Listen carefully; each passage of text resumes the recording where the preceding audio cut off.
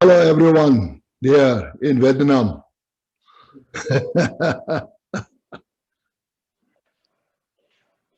Here comes the pet, Peter. Hello, Khenchen. Good morning. Yes, good morning to you. I've been enjoying the shamatha meditation this past few days since I received your instructions. Now, where you are now, in which state you are in shamatha? I would say, well, I know there's 9 stages, and I would say I'm approaching the first stage. But First stage. yeah, it's everybody is in the first stage. Yeah, it's nice. It's nice.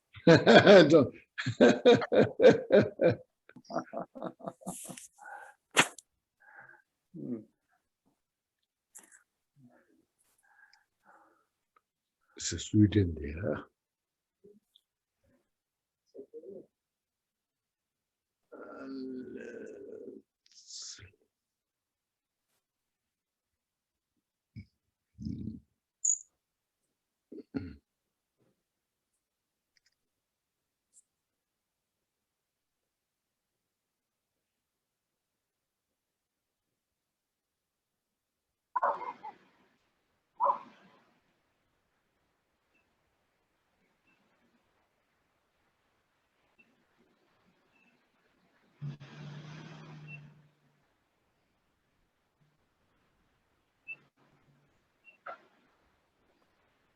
Here comes Brita.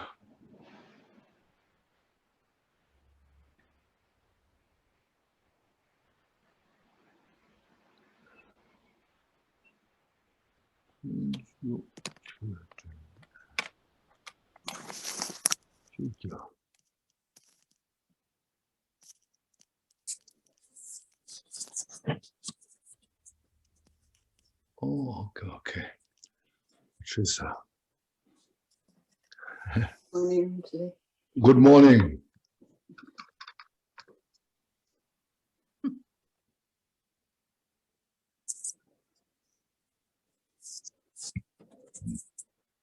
There comes the top.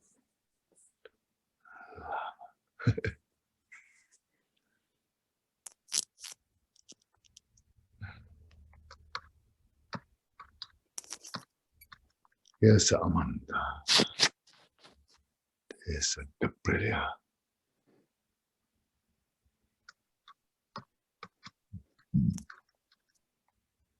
Well, 20, 22, 23. Sir Thomas Apple. Respected in the. Hello, Khenchen. Ah, Thomas. Hi. Just fixing the camera. Yes.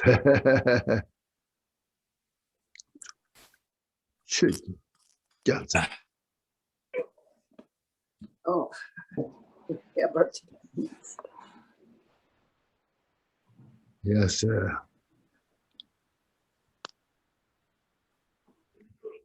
Let me check this as well.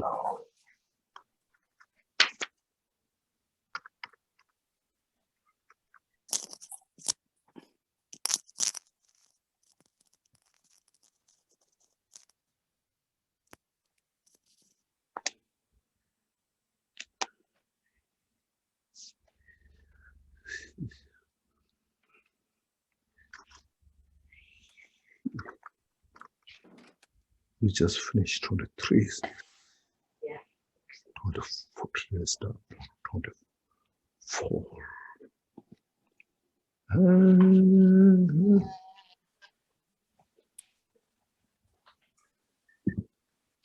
Yeah.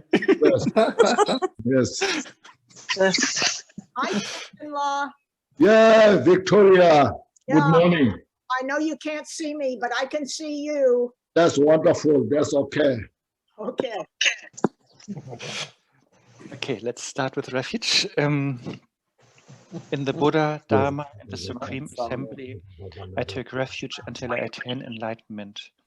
Through the merit of practicing generosity and the rest, may I attain Buddhahood for the benefit of all beings. In the Buddha, Dharma, and the Supreme Assembly, I take refuge until I attain enlightenment. Through the merit of practicing generosity and the rest, may I attain Buddhahood for the benefit of all beings. In the Buddha, Dharma, and the Supreme Assembly, I take refuge until I attain enlightenment. Through the merit of practicing generosity and the rest, may I attain Buddhahood for the benefit of all beings. May all sentient beings enjoy happiness and the causes of happiness. May they be free from suffering and the causes of suffering. May they never be separated from the sacred happiness devoid of suffering. And may they dwell in boundless equanimity that is free from attachment and aversion.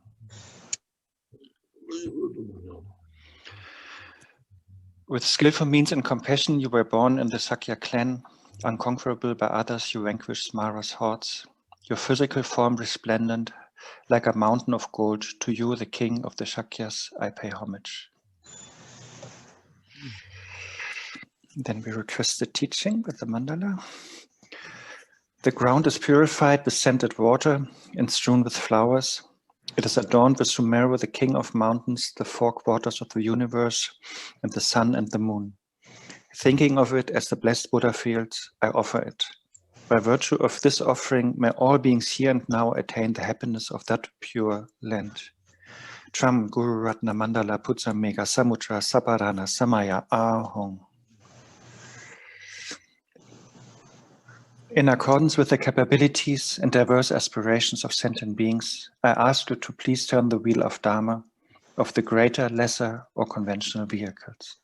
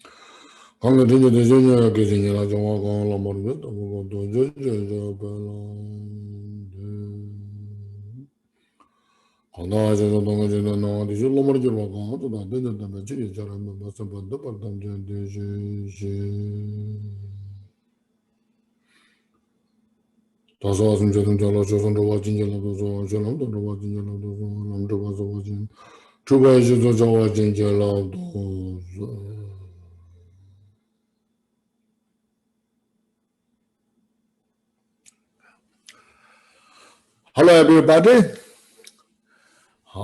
Now, please take a deep breath. Inhale fully.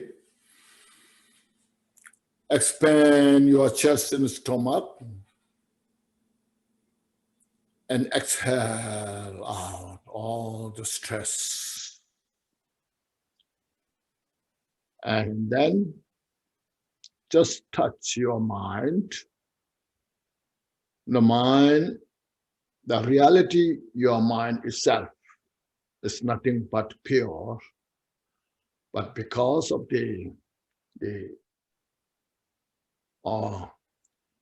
bewildered or confusion, within in the confusion, and everything we create becomes a cause of suffering in the samsara.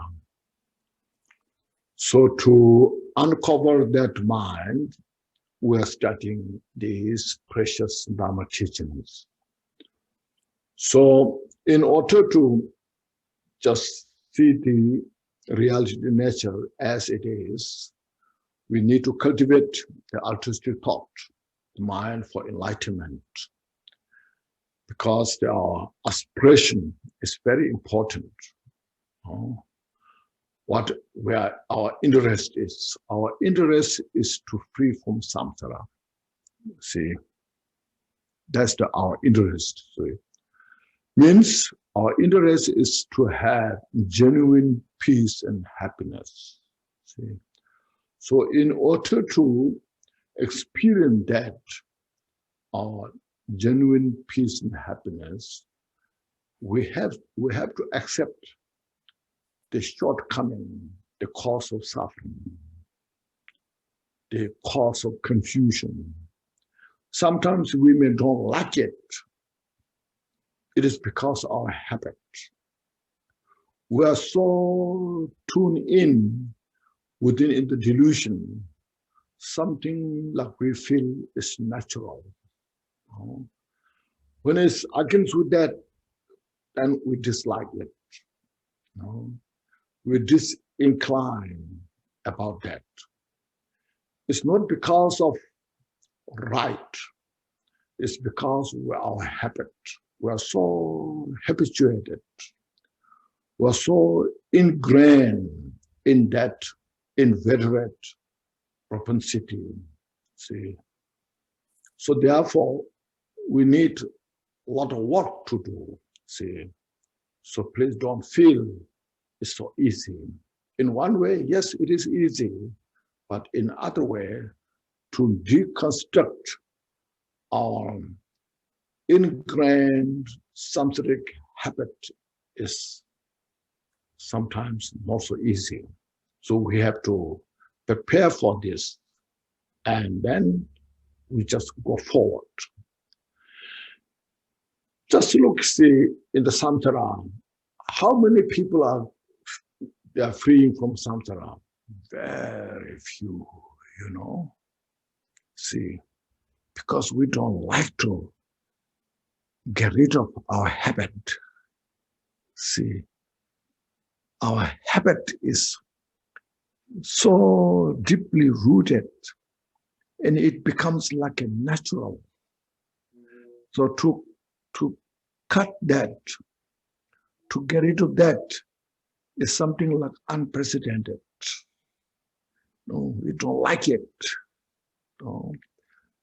But we should have, as a mission, we should have such wisdom that can see reality nature.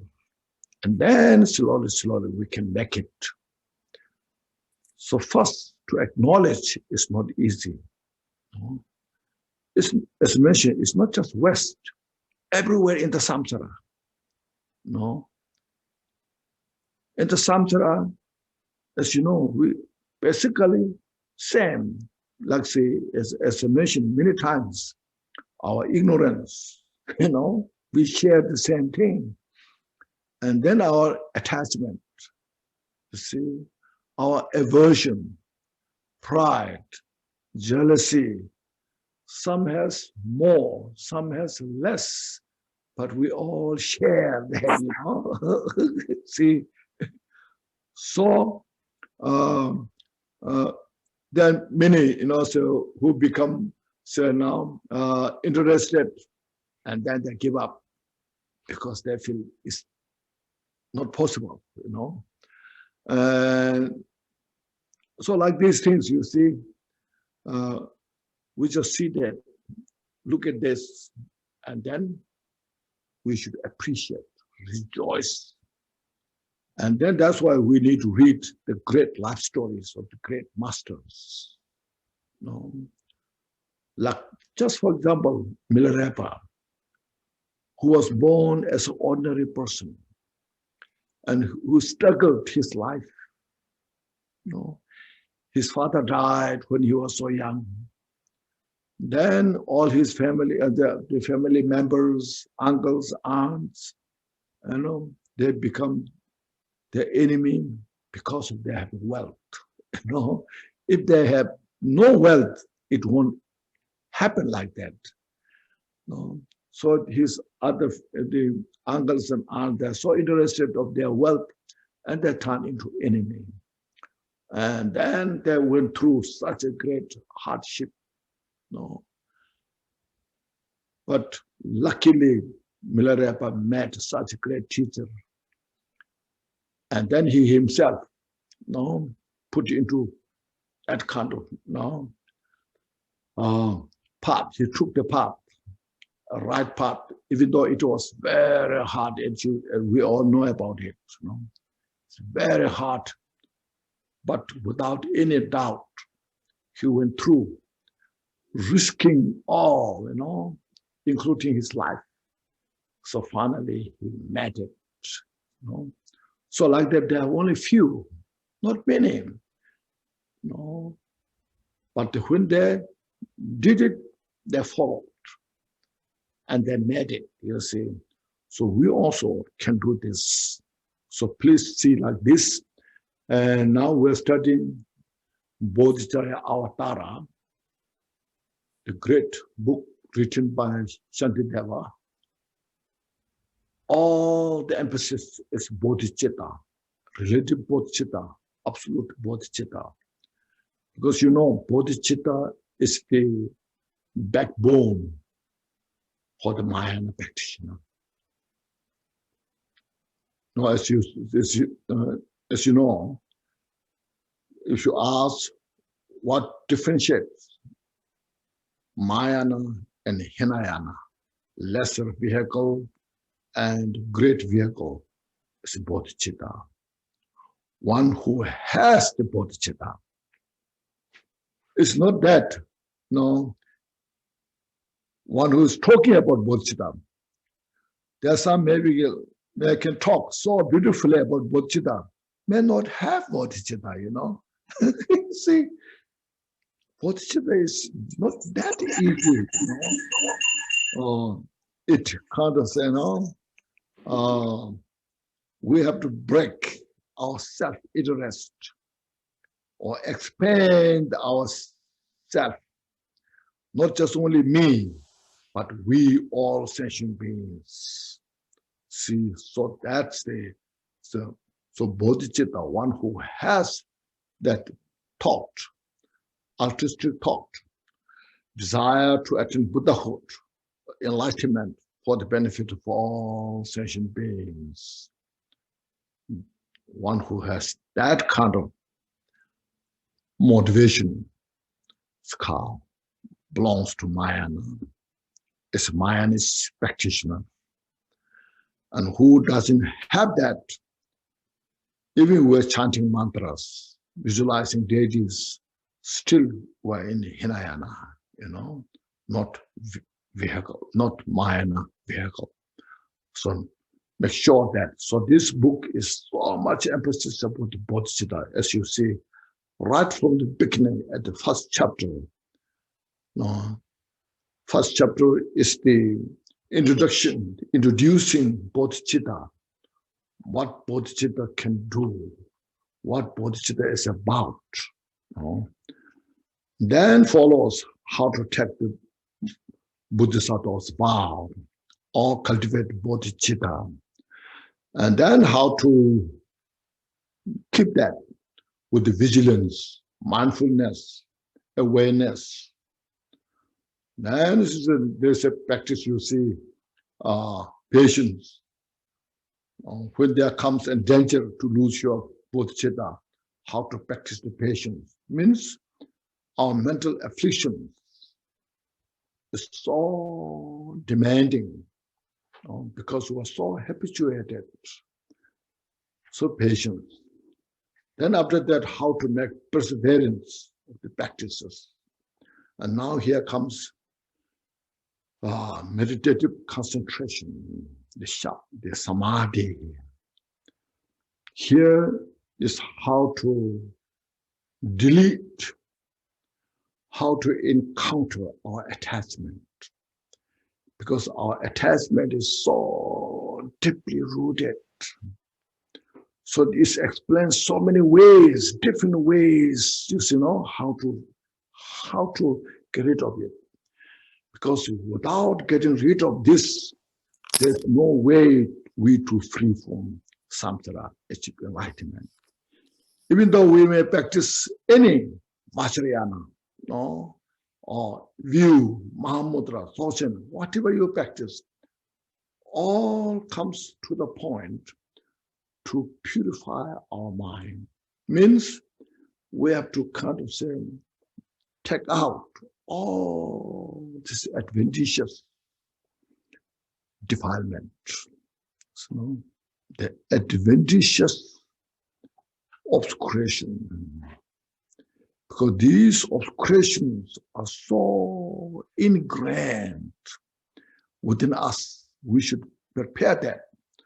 So don't take it so easy, right at the beginning. Sometimes you would take it so easy. Oh, Mama, everything is empty. No, just, everything just manifestation. Nothing there. And you say, oh yeah, I relax. You relax there for a few days and comes back. And then what you do? And you relax for a few months, it comes back. You relax for a few years, it comes back.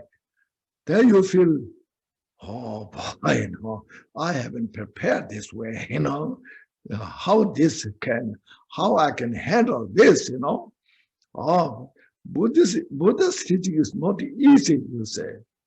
It's not that Buddha's teaching is not easy. Our mental affliction is not easy. See, understand that, please, Buddha's teaching is very easy. It makes sense. Everything is interdependent. It makes sense. Everything is nature is emptiness. It makes sense. But our mental afflictions, no matter how much we practice in emptiness, and it resists the emptiness, it pushes away all our emptiness. It makes everything so real, concrete, it's so resistant. So please see this, and then we go through this chapter 8, meditative concentration. We have done up to verse 23. Today we start verse 24. Said now, in kindness, childish being take no delight.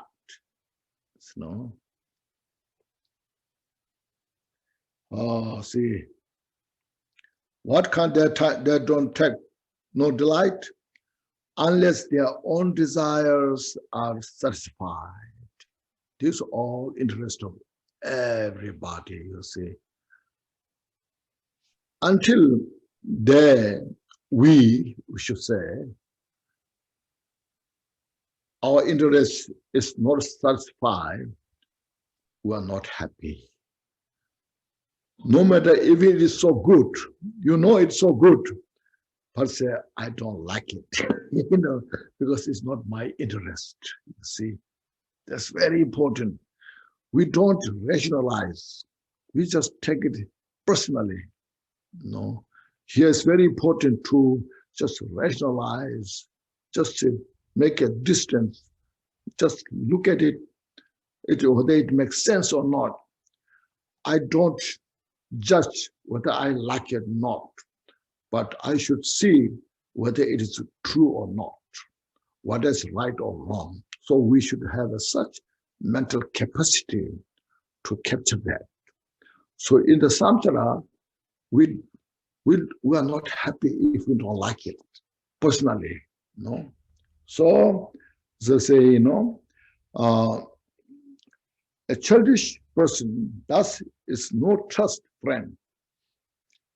This is the Tathagatas have declared. So you see, the childish means stupid or ignorant, who are ignorant or who are bewildered within in the delusion. They have no such kind of wisdom, awareness to see right or wrong. It's all just text personally. I like or don't like. And then see that what I like or don't like, as I mentioned, is based on how I'm habituated. Just for example, now person who is so used to drink alcohol and so habituated, deeply habituated, he or she knows that's not right, but will not like, because if she or he doesn't have that drink. if you give cup of the drink, then that individual will be so delighted. So thank you so much. It is ambrosia, Actually, it's a poison. Giving poison, receiving the poison, but still like it because it's so habituated. So like this, just example, like that. So Buddha, that's why I say here, what Buddha said is, the childish person thus is no true friend. This is the Tathagata have declared. So Buddha said, the samsaric sentient beings who are so confused, they are not the best friends. So that's why we take refuge in the Buddha Dhamma Sangha. Buddha didn't ask us to take refuge, samsaric beings. Even very powerful beings there, some entities, some samsaric deities, very powerful. They can demonstrate great miracles. They can fly, but still their mind is under the delusion. So Buddha didn't emphasize. So we take refuge in those individuals. So take refuge in the Buddha Dhamma Sangha. See. Then verse 25 said, this is the quality of the solitude, describing. In woodland, hunt of stag and bird, among the trees where no dissension jars. It is there I would keep pleasant company. When might I be off to make my dwelling there? See, so here what it says,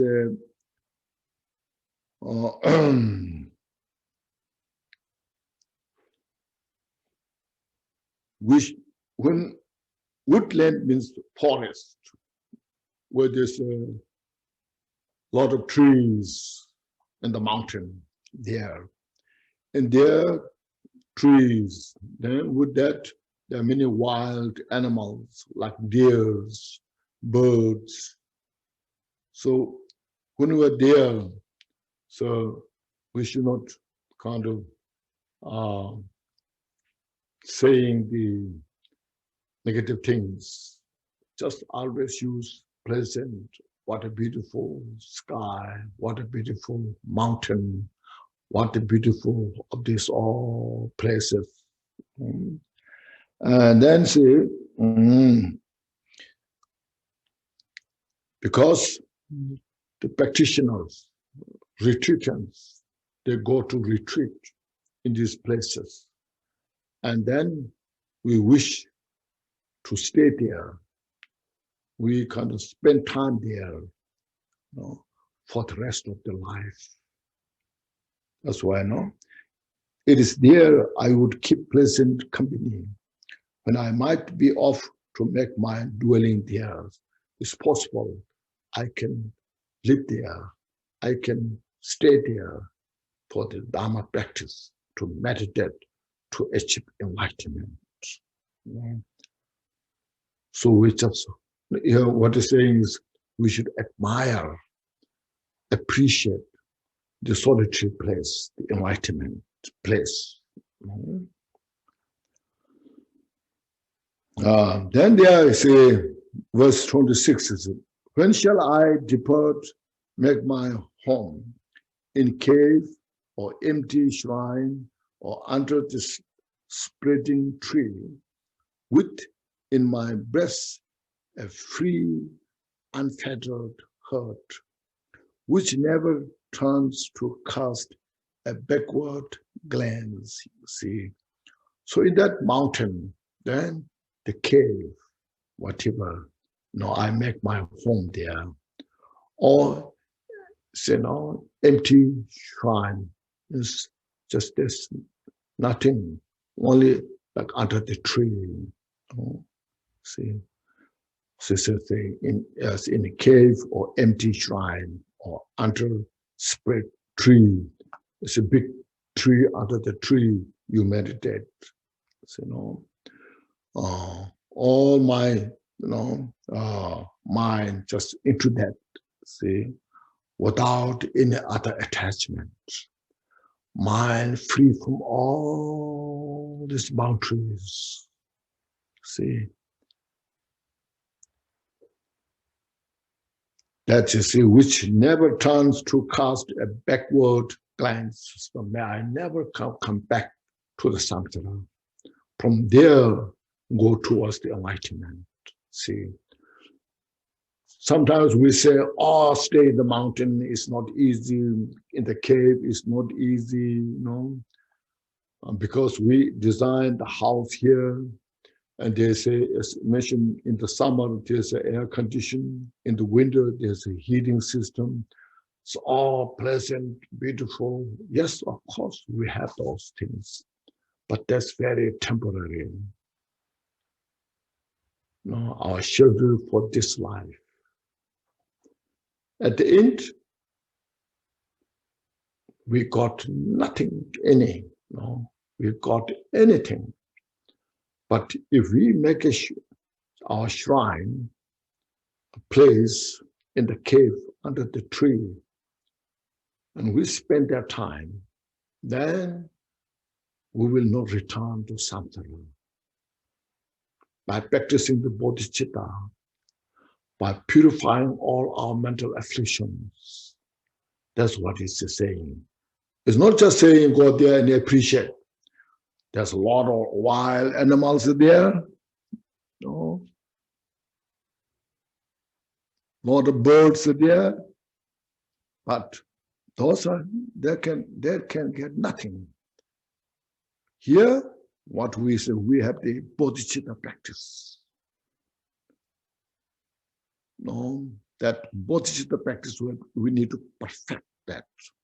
So to perfect that, we have to work how to eliminate the mental affliction which contradicts these practices. So that is what is here about. If we don't have this kind of well understanding, these things looks like, say, now, like becoming a wild, stay in the wild, do nothing, not working in the society. That's why sometimes they say Buddhism is a Buddhist teaching is it doesn't contribute in the society. So if you don't practice Dharma teaching, just only name of the Dharma. So everything's nothing, no, not good, this is not good, I don't like this, that. So you you are becoming distant from the society. At the same time, not practicing Dharma, then it's really cause of degenerate the society. Here, what Shantideva is saying is, according to Buddha's teaching, how to avoid the samsara, how to free from samsara, to achieve the ultimate peace and happiness. To this, we need to get rid of these, our habit, as I mentioned, samsaric habit. So this, we all should understand how to deconstruct the samsaric mention, the palace of the samsara. We make such a beautiful palace in the samsara. We're stuck there and cannot get out of that. So here is teaching how to dismantle these samsaric, what we built. So our ego, our ignorance, our attachment, this. And then verse 27 said, when might I abide in such a place unclean and honorless, that's wide and unconfined, a place where I might stay at liberty without attachment. So this is the mountain, just opened, see, see. Now, I have some questions, you see. At the time of Buddha, at the time of Shantideva, the mountains outside is not owned by anybody. You can go to the mountain and stay there for days, nobody will say anything. Now all the place, it's called, they become property, it's owned by such companies, such a national park, the state park, all becomes a park, belong to some individuals, you see. So difficult to have this kind of such idea. No honor, unclaimed, you see. Now everywhere, see. Even now, you see, this is written in India in the 8th century. So Lord, the mountains, the great practitioners go to a mountain, nobody say anything. Not only that, they appreciate, they rejoice. But now, so you can't stay here. These places belong to us.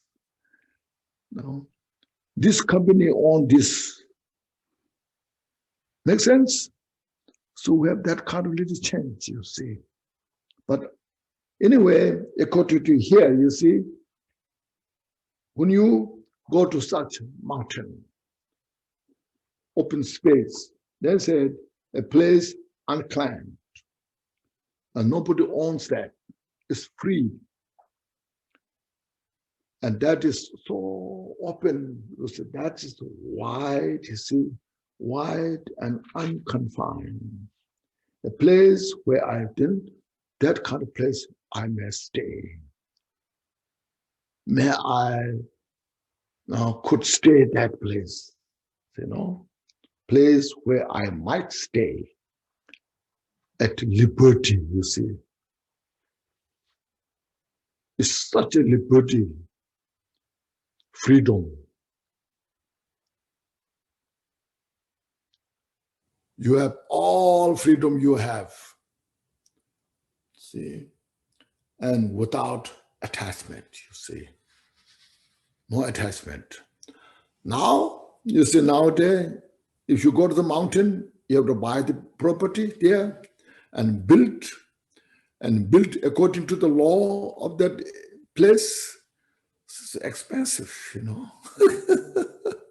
Not easy, you see. This is how it changed now. Anyhow, this is how it explained, Shantideva, see.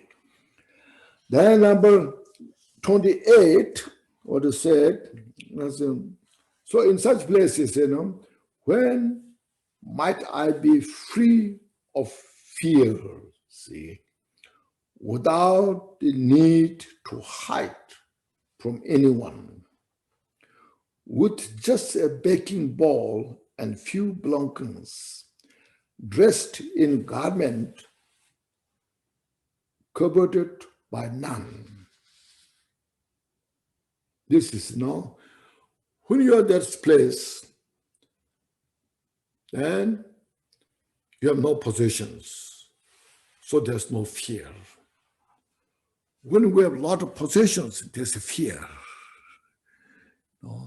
Especially gold, silver, diamonds, you name it, And you have a fear, maybe robber may come, the thieves may come, or this is, these things, my house is broken, my window is broken.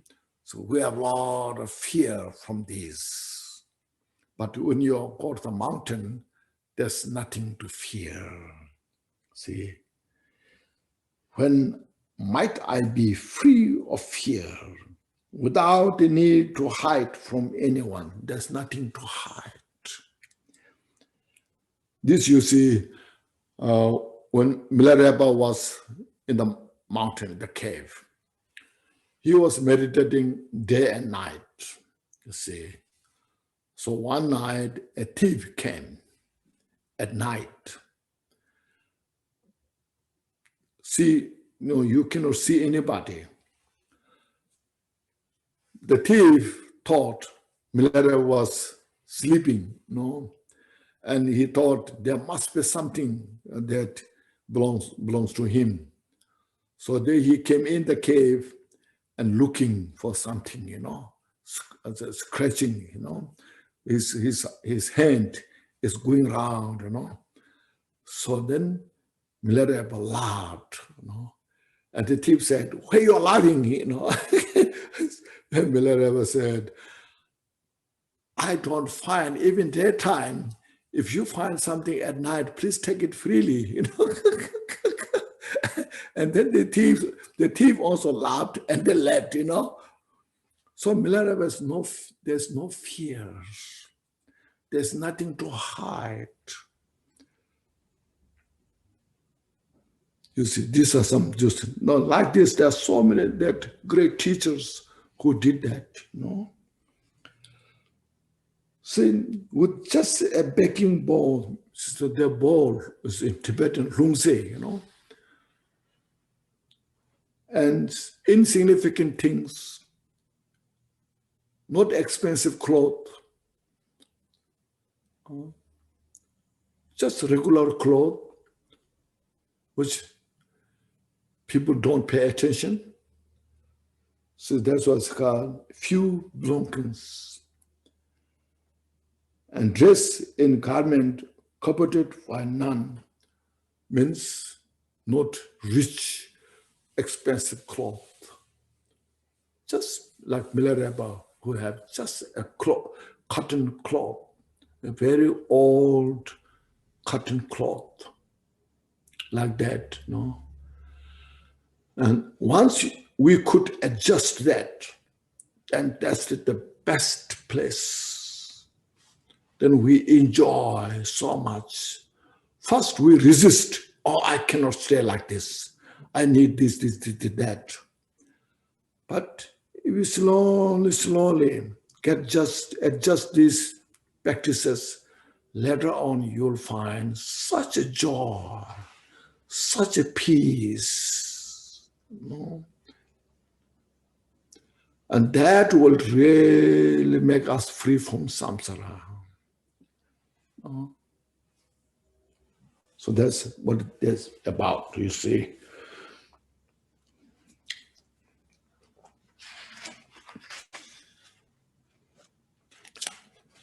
And number 29,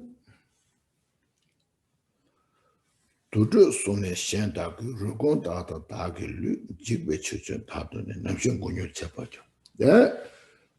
verse 29 is said, and going to the channel ground. So when you get that solitary place, and then you meditate, so how much I'm attached to my body.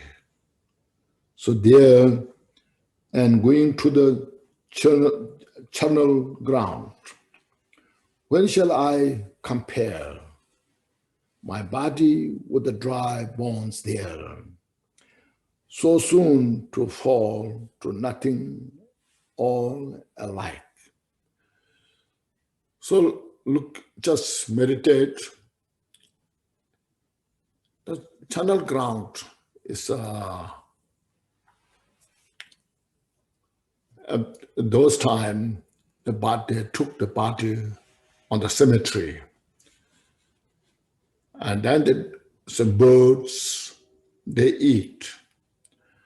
And they left the bones body there. So now look at this, meditate on the bones on the cemetery, channel ground. And say, this bone on the channel ground and the bone I have in my body is the same bone, or same kind of bone. One day I'll be like this as well. So you compare. Right now I'm so attached to this body. I sacrifice a lot of things for this body. But at the end, this is the reality nature. How much I attach to this body, I protect this body. At the end of the day, how much you got the benefit. No? We have so much fear for this body. That's why I say the retirement, there's so many, you see, insurance, you see. If you pay this, it will cover this.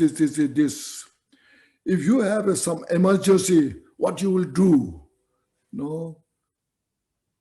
So for these things, as you see in our Western country, this is really killing people. You have to work so hard to make money and pay those companies. I fear that one day if I get such emergency, then who will take care of me? But in reality, see, no matter how much good retirement we have, one day we'll die. So at that time, now, all you went through, hardship, how much benefit you got. Look at this, see. Now this is, I'm not saying it's bad, because we don't have the wisdom. Not only in the West, but also in the East, in the Asia now, same thing is happening. No. Before, way back, the doctors are poor because they're so kind. No, they make some herbal, they collect some herbal medicine, and most of those they give free because most patients are poor. But now, it's example, doctors are so rich. It's become such a big business. And then you have to pay so much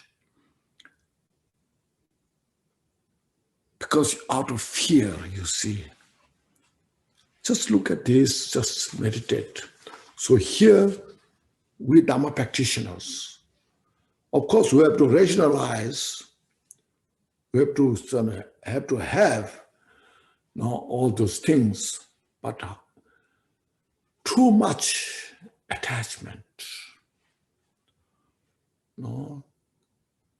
is unnecessary. We should take care of how much, whatever we can.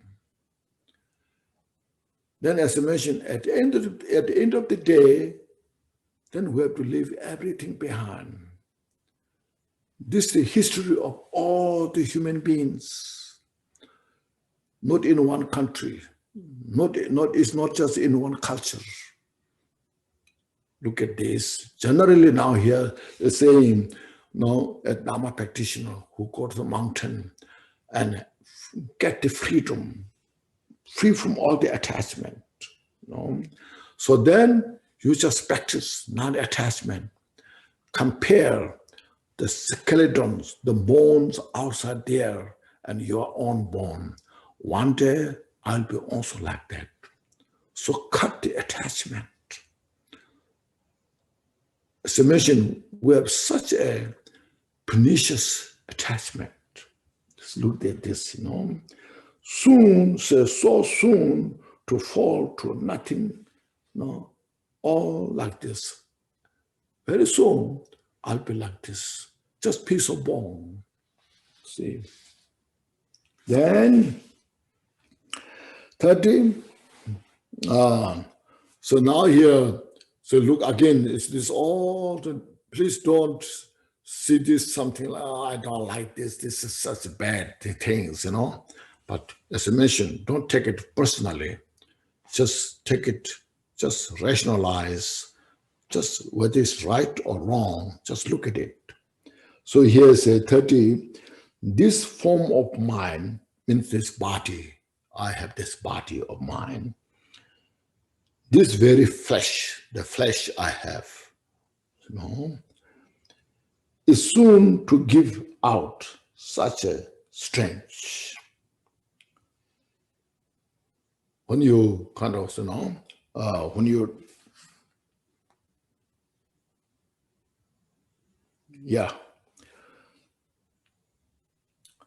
when you die, the body will rotten, that even jackals won't come closer. The jackal who eats the flesh, the wolf who eats the flesh. So this body rotten, it's the smell is so strange, so awful. Even the jackals cannot come close. And that indeed is all it will become. See, that's definite. It's just a matter of time. So look at to ourselves, meditate on this. No. The later more will come, but this is to oneself.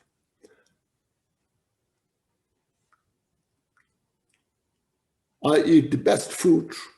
I wear the best clothes. I live in a house, it's very expensive. All to take care of this body. And it's very easy to get sick. When there's a little bit cold, you get sick. When it's a little hot, you get sick. If you eat too much, you get sick. Or just look at, how fragile this body. Then at the end, when you die, that's the reality nature. So don't attach so much to yourself.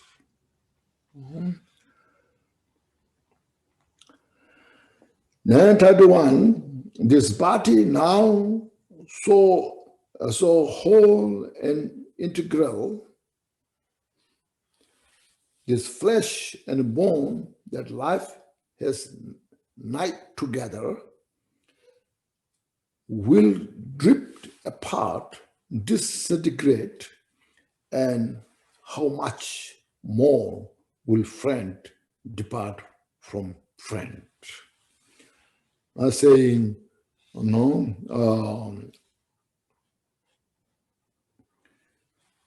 we're born from our mother as a baby, a body. This body now is, this body now so whole and integral. So that this all part together. All is together. So my body, we have this. From the head to the toe, how much I take care, how much I attach to this, to make this body now beautiful, and all this. But it's,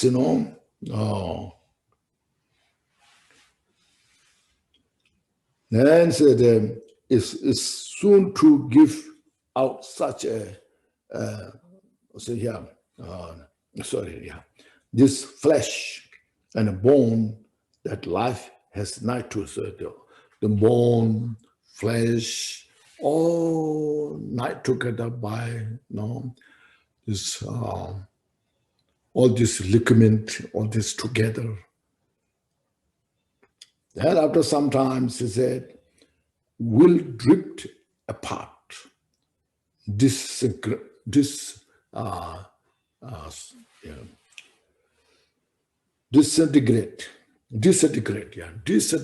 then become part, pieces when you die. Now in the West also, there's now we have a little different, If you bury under the ground, then you say it's under the ground, or cremate. Whereas in the Asia, in the old time, the body is thrown in the cemetery, channel ground, and the birds and jackals, they eat the body, and the bones are scattered. Their head, their leg, their hands, all the bones are scattered, all the different direction. See. And how much more will friend depart from friend? Then you see, all our friends will also be the same thing, no different. But without realizing this, how much we attach to. So just reflect, meditate on this. So this is saying this is now directly explaining. No, you should be careful yourself. Don't make suffering yourself because of this. You have to understand. You have to be very realistic. You say, be realistic. Reality nature. What you do at the end of your life. What happens at the end of your life. So this is what is happening. So you have to accept this and no choice. So release all the attachment. Release all our delusion. Our mind is so deluded within this. Within this vicious cycle. So look at this. Then he has said, verse 32, alone we are born, alone we came into the world, and when we die, alone we pass away. No one shares our fate, and none our suffering. So this is the fact, you see. We're born alone. Then, see, we came along by myself in this world. I was born by myself alone. Then I live in this world. Then, I go to kindergarten, preschool, and elementary school, high school, college, university, by myself. I have to go to all this. I have to get the job. Then I have to buy a place. So all this is individual's responsibility. Look at this, you see. Then when I die myself, alone. I cannot take anybody with me. Even the king dies, he has to leave all his kingdom, all the wealth, family,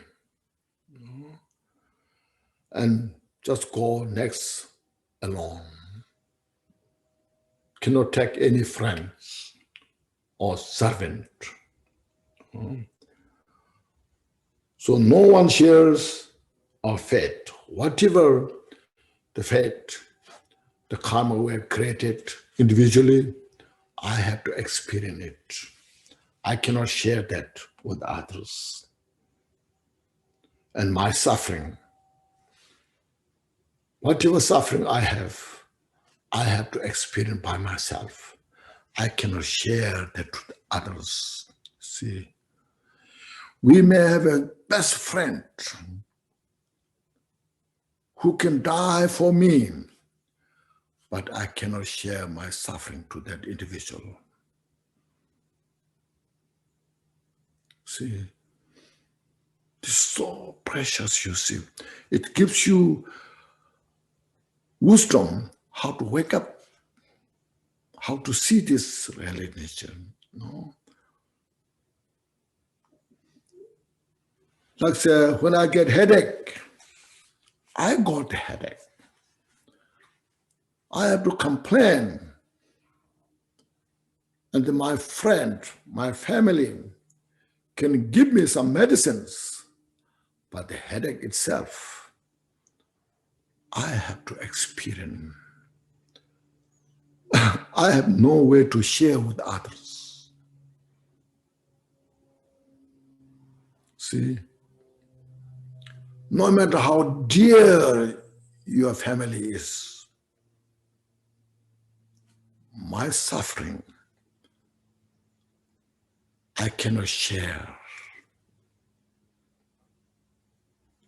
So it's said here, and it's, therefore, what need have I of friend who hinder me? Then why I need a friend which create obstacle for my practice, for my Dharma practice.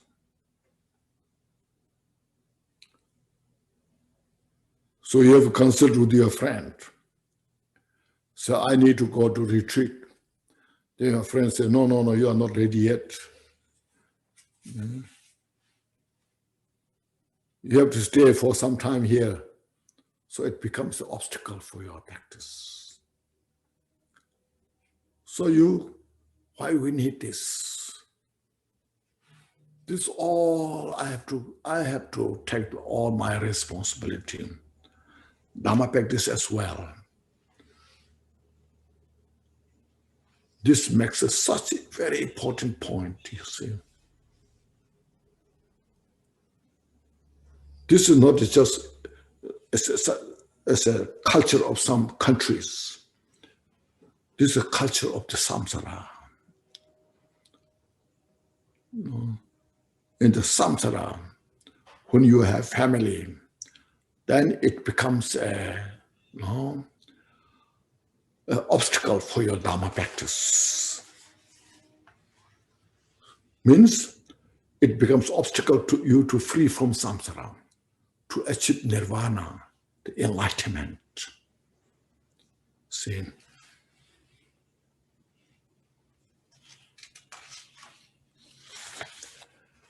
So this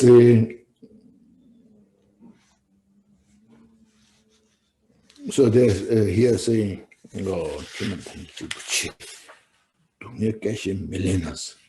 here no one shares our fate. This also I explained,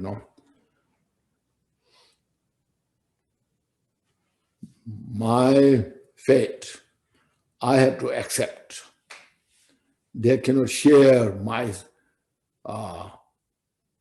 fate, my destination. See, the saying, karma is individual responsibility.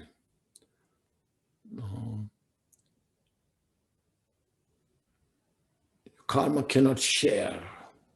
No matter how dear my friend is, has such a mind, so will kind of take the responsibility of whatever I need.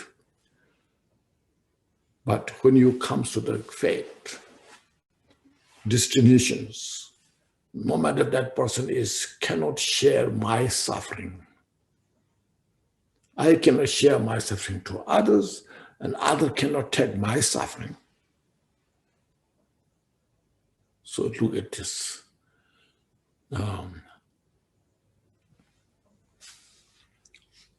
This is also, you have to see in the world. Yeah, it's very clear, very precise, you know. No, it's not just something like a mythology or something happened right now. We have to look at, see. Now verse 33.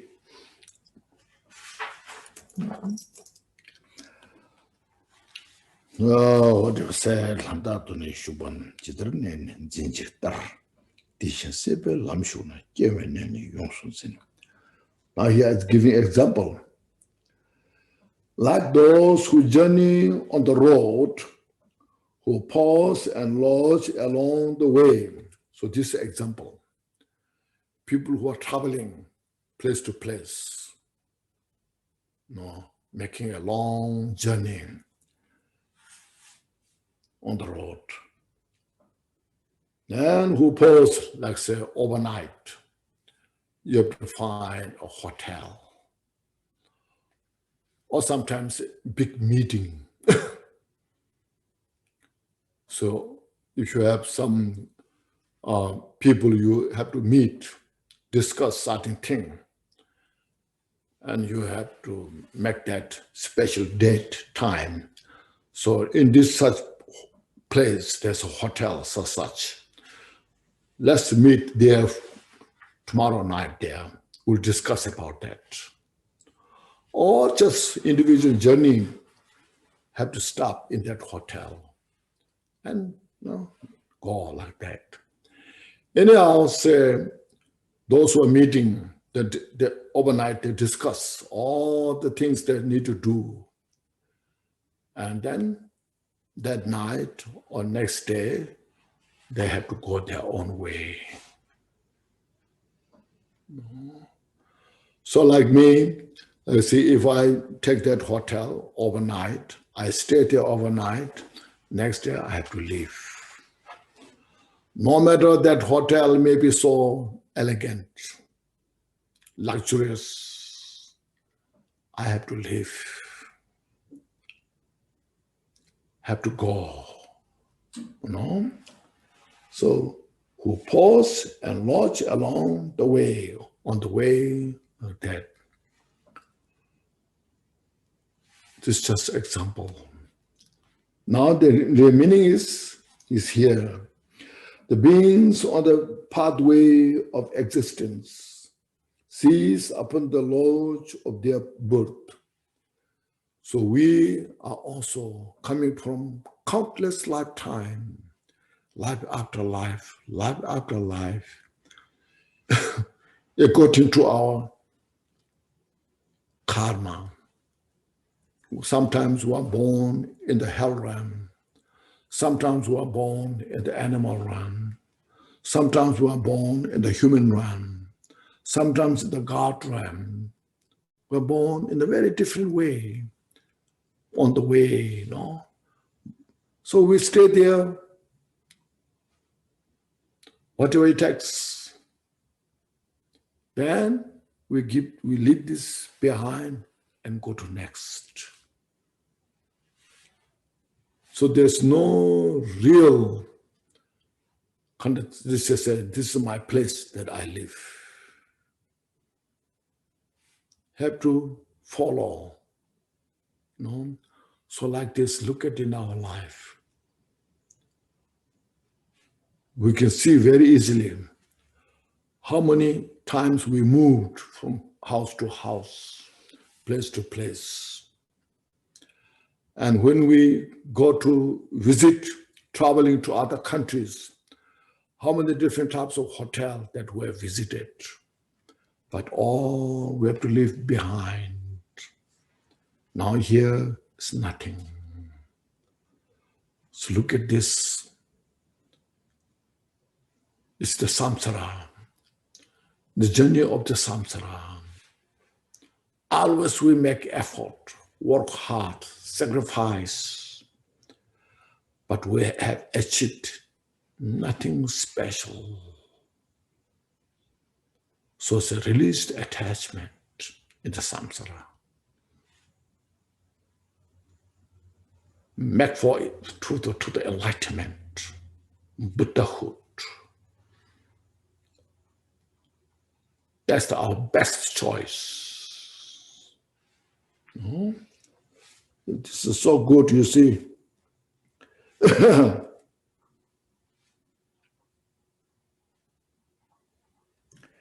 Now here, verse 34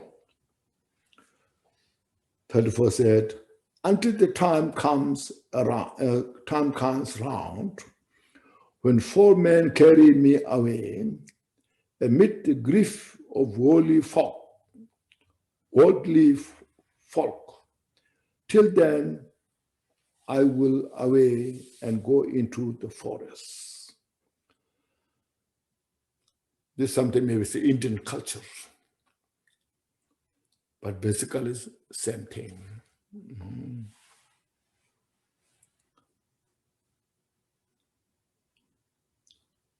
What he's saying here is,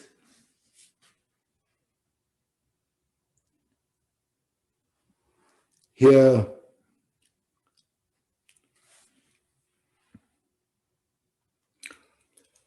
when you die, there's no freedom. We have to die. At the time of death, our body is taken away. And all the family members, they are crying. Your loved ones, they cry. But anyhow, you are just now taken out. See?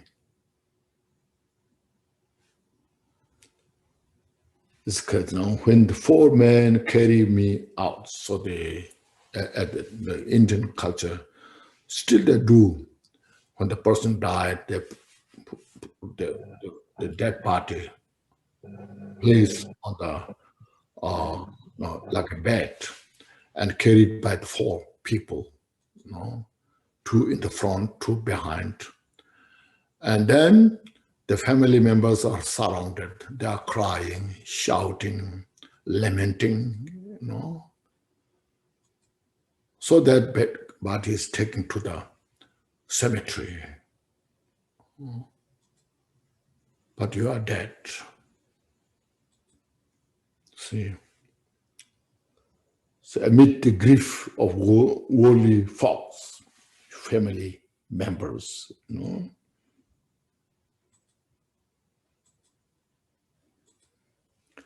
So until this, till then, I always and go into that. So what it's saying is, when you go to the mountain, then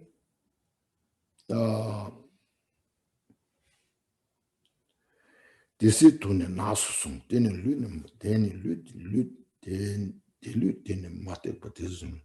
so I just go to the mountain in the forest. So just like a dead, meditate, no attachment, practice the bodhicitta. To purify is to purify all these mental obscurations, including attachment. Here, basically, since it is this meditative concentration, mostly is emphasizing how to achieve the samadhi, meditative concentration. Because in our mind, look at the mind, in the midst of attachment, aversion, pride, jealousy, there's no space to practice the shamatha. Our mind have to be free from these discursive thoughts. Then we have the opportunity to achieve the samadhi. So look at this, meditate. You know? So there's the verse, I think it's the 34. Then 35 said, deers, meaning in the mountain, in the forest, with no befriending or begrudging, I will stay alone in solitude. Consider from the outset as already dead. Thus, when I die, a source of pain to none. See, once you go in the mountain, now if there's a lot of discursive thought, that doesn't help either. So your body be in the mountain. As well, our mind should be also in the solitude. Both together, say, you know.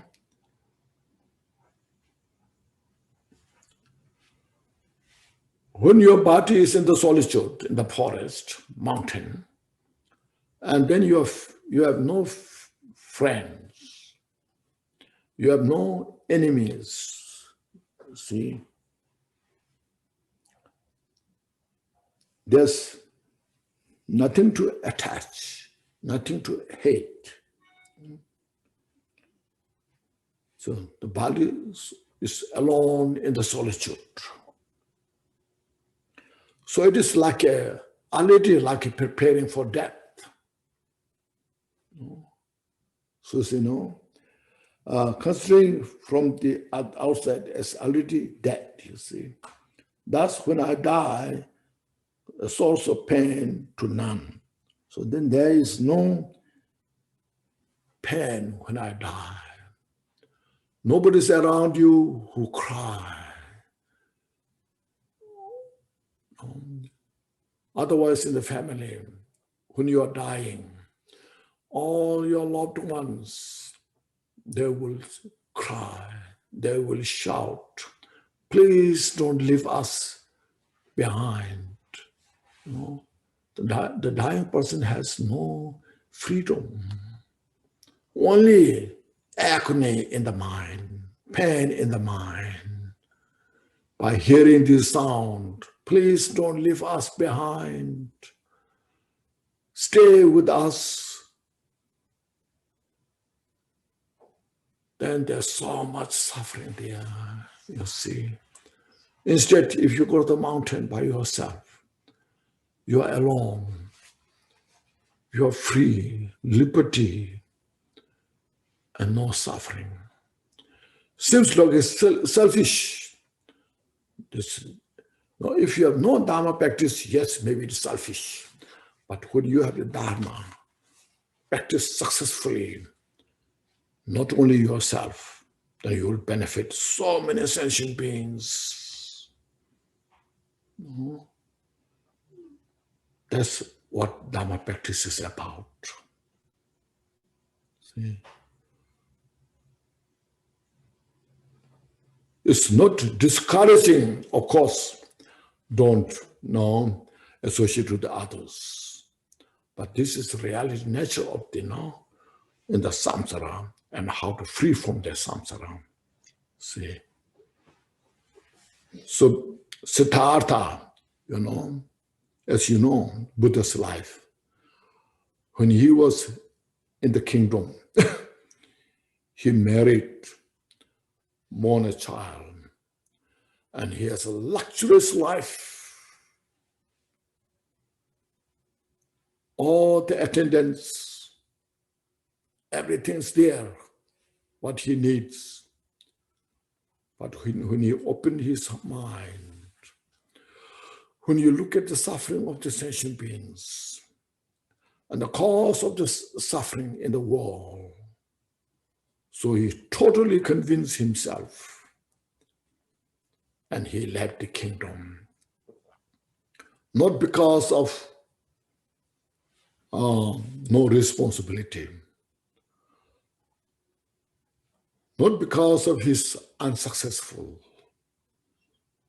but because to help so many sentient beings. So he left, you see, and then went to the kingdom, went to the forest. As you know, this I don't have to repeat. Just to reflect. After 6 years, as describing here, hardship went through, purifying all the rest of the mental afflictions. And when he was 35, he attained the Buddhahood. Then from there, he kept the teachings.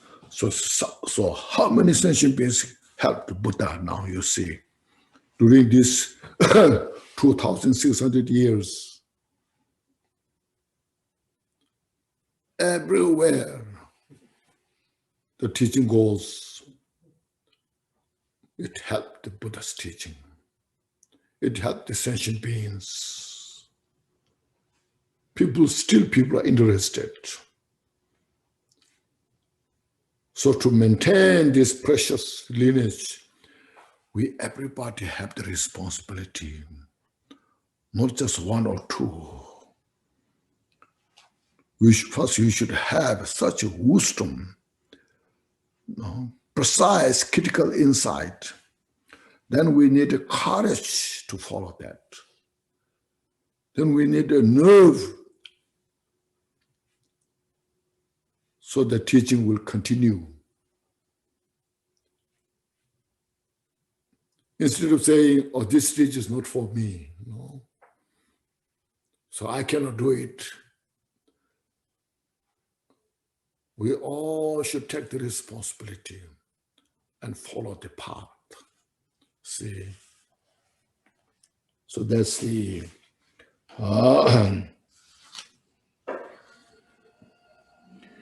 verse 35, I think we did. Now 36. Therefore, 36, sorry. Then there will be no one standing by,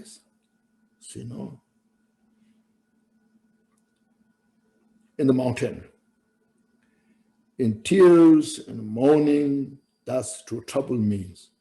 So here's what it says, in that mountain, or said, no one means in this mountain, there will be no any surrounding, no servants, no service, no relatives.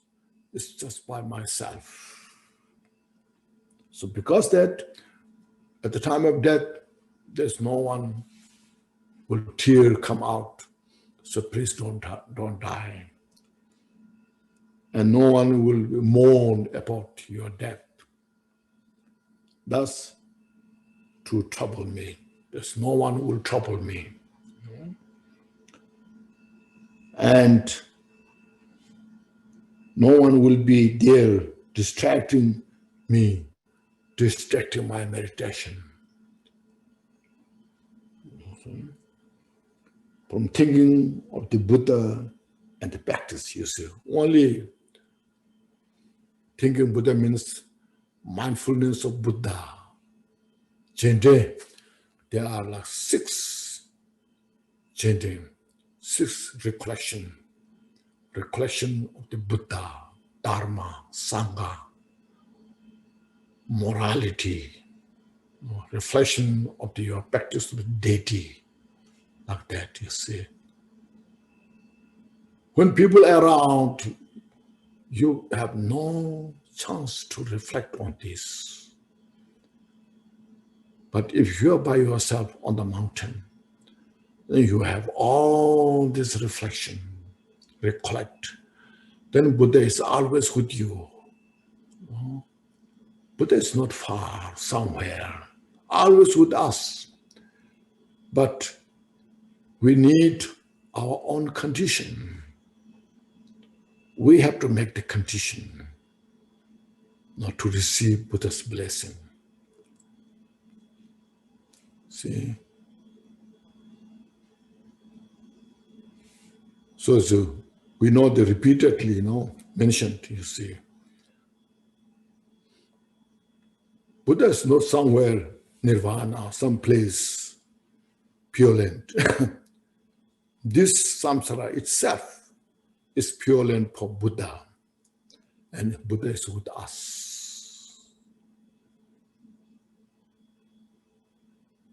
So he is saying, when you have such kind of condition, Sanje Chende, Sanje Jesu Temple, recollection of the Buddha, it's just there, and so forth, you see.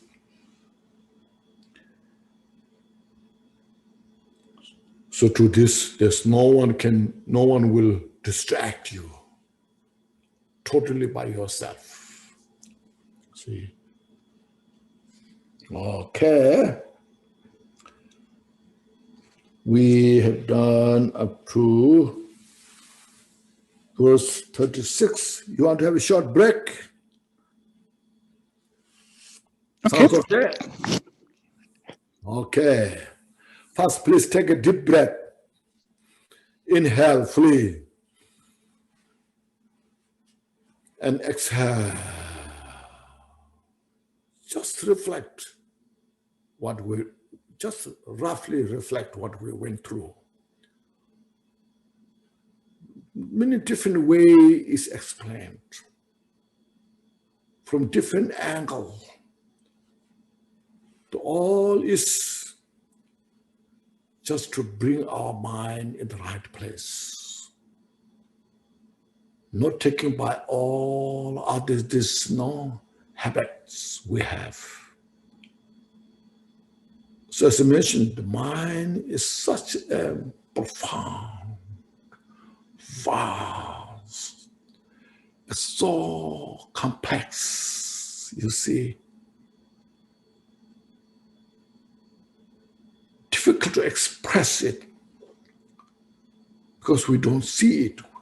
We cannot show it, but it is. So that's what the Buddha's wisdom is about.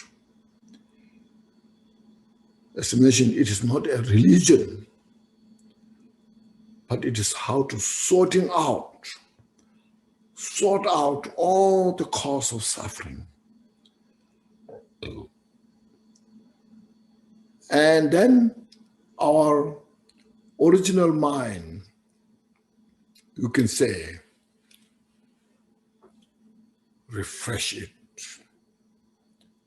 see it directly.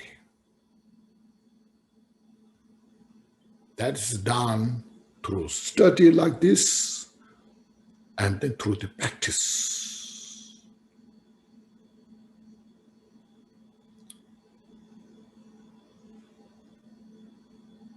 There's so many knowledges in the world, it's because the mind.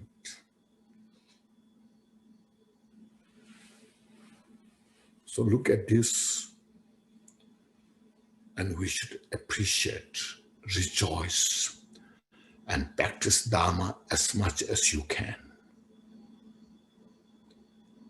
And we can make the difference. That's how to establish the teaching. First, we have to internalize ourselves,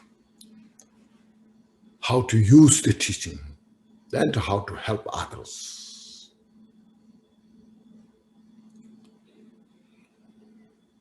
Om Banza Sato Samaya, Mano Palaya, Bandra Sato Tenoba, Disdanto Membawa, Sutu Kayo Membawa, Subu Kayo Membawa. Anorada Membawa, Sarwa Sete Me Prayata, Sarwa Karma Sutame, Cetana, Shreya, Kuru Hum, Ha ha ha ha ho, Bhagawana, Sawatata Kata, Barzama Munzamba Zimba, Masamaya Sato wa. Thank you. 10 minutes as usual? Yeah, sure. This is she. Man.